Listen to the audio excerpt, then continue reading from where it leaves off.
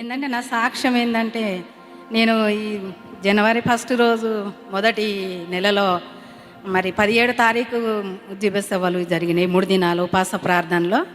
మరి దాన్ని నేను ఎంతగా మరి దేవుని సన్నిధిలో ఉండాలని ఆశపడ్డప్పుడు దేవుడు ఆ రీతిగా నన్ను నడిపించి నేను ఎప్పుడు ఉండలేదు ఇక్కడ 3 రోజులు.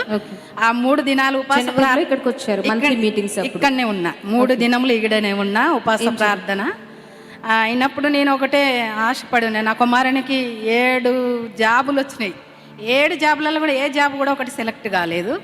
అయినప్పుడు నేను బాగా బాధపడి గుండెలు పగిలేలాగా నాకు అంత వేదన కలిగినప్పుడు నేను బాగా ప్రార్థన చేసుకుంటూ ఇక్కడే ఈడ మోకరించి ప్రార్థన చేసుకొని ఏడుస్తున్నప్పుడు దేవుడు దైవజనుల ద్వారా అయ్యగారి ద్వారా నాతో మాట్లాడండి.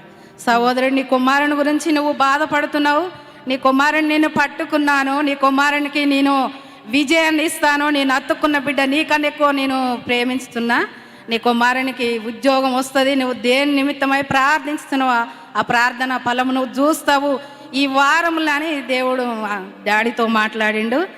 డాడీ ఏం చేసి ఆ ప్రార్థన ఆ విశ్వాసాన్ని నేను బాగా బలంగా నమ్మిన. దేవా, ఏదేమైనా డాడీ ద్వారా నాతో మాట్లాడినావు, నా ఆలోచనలను పెరిగినావు, నా తలంపులను పెరిగినావు అని నేను మాట్లాడినప్పుడు దేవుడు మొన్న ఈ నెలల మరి మన 14వ తారీఖు 13వ తారీఖు నాడు జాయినింగ్ లెటర్ జాయిన్ అయ్యిండు. నా కుమారుడు మంచి జాబ్ వచ్చింది. దేవా, దేవునికి వందనాలు. మరి చప్పట్లు కూడా అనుకోని రీతిగా అసలు మేమైతే నమ్మలేదు, ఊహించలేదు ఆ జాబును పొందుకుంటామని. కానీ దేవుడు కొన్ని ఇబ్బందులు కలిగినాయి అందులో, కానీ దేవుడు విజయాన్ని ఇచ్చిండు. నా కుమారుడు కూడా మారు మనసు రక్షణ మరి బెల్లం పెళ్ళి మేము 50 days ప్రార్థనలకు వచ్చినాం. మరి 23 సంవత్సరముల మరి దేవుడు నా కుమారుడిని పట్టుకున్నాడు, రక్షించిండు. అప్పుడు రక్షణ లేదు, తాగి తిరిగి అంతా కొంచెం గలిబిల్లి ఉండే, పిచ్చి పిచ్చి చేసేది, ఏదో మనిషి మాట వినకుండా ఉండేది.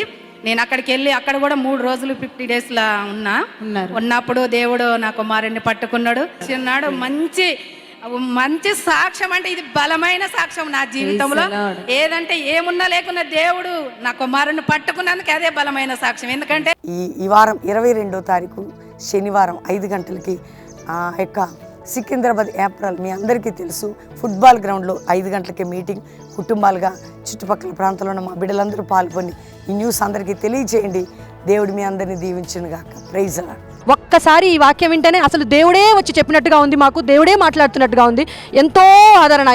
అయ్యగారు మాట్లాడుతుంటే కళ్ళలోంచి నీళ్ళు వస్తున్నాయి. అయ్యగారు కాదు, యేసుప్రభువే మాట్లాడుతున్నట్టుగా ఉంది. నిజంగా ఇది చాలా ఆశీర్వాదకరంగా ఉందండి. అందరూ ఖచ్చితంగా ఆశీర్వదింపబడతారని నమ్ముతున్నాను.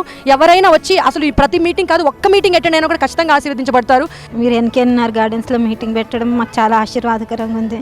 మాకు వాక్యం సూటిగా దేవుడు మాతో మాట్లాడాడు. మేము నిజంగా మమ్మీ బయటికి నవ్వుతూ కనిపించినా కానీ మా మనసులలో అగ్ని పర్వతాలు బద్దలు, అది దేవునికే తెలుసు. మాకు మీరు ఇక్కడ మీటింగ్ పెట్టడం మాకు చాలా ఆశీర్వాదకరంగా ఉంది మమ్మీ. వాక్యం ద్వారా మేము బలపడ్డాము. मैं तो ऑनलाइन में लाइव में देखती हूँ हर टाइम कि आज पहली बार आए, मेरा बेटी को लेके आए. ये मेरा साक्ष्य है, लाइफ का बड़ा साक्ष्य. मेरा गर्भफलम नहीं हो रहे थे तो ये गॉड ने गिफ्ट दिया. आज बहुत अच्छा प्रेयर हुआ, गॉड का ग्रेस है. Thank you. ತುಂಬ ಖುಷಿ ಆಯಿತು ಬಂದು.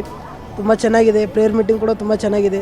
ತುಂಬ ಖುಷಿ ಅನ್ನಿಸ್ತಾ ಇದೆ. ಒಂದು ಹೊಸ ಜೀವನ ಸಿಕ್ಕಿದಾಗ ಅನ್ನಿಸ್ತಾ ಇದೆ. Thank you.